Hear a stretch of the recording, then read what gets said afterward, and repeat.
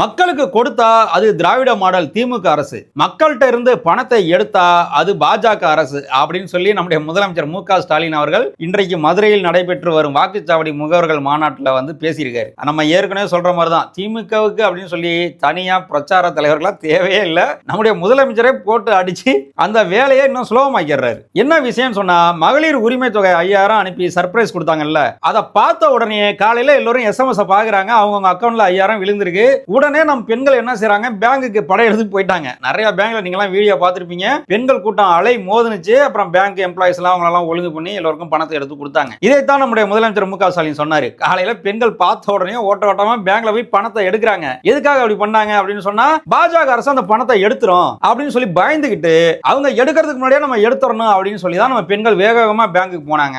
அதனால மக்களின் நல்வாழ்வுக்கு பணம் கொடுத்தால் அது திமுக அரசு, மக்களிடமிருந்து பணத்தை எடுத்தால் அது பாஜக அரசு அப்படின்னு சொல்லி சொன்னதுதான் தாமதம். கரகோஷம் அவ்வளவு கரகோஷம் அந்த மாநாட்டுல. இத்தனைக்கும் அது ஒரு சின்ன மாநாடு தான், வாக்குச்சாவடி பயிற்சி முகவர்கள் மாநாடு தான். ஆனால் சும்மா அதிர கரகோஷம் விண்ணை பிளந்தது. தமிழ்நாட்டு மக்களின் நல்வாழ்வு சிறக்க, திராவிட மாடல் ஆட்சி தொடர, ஸ்டாலின் தொடரட்டும், தமிழ்நாடு வெல்லட்டும்.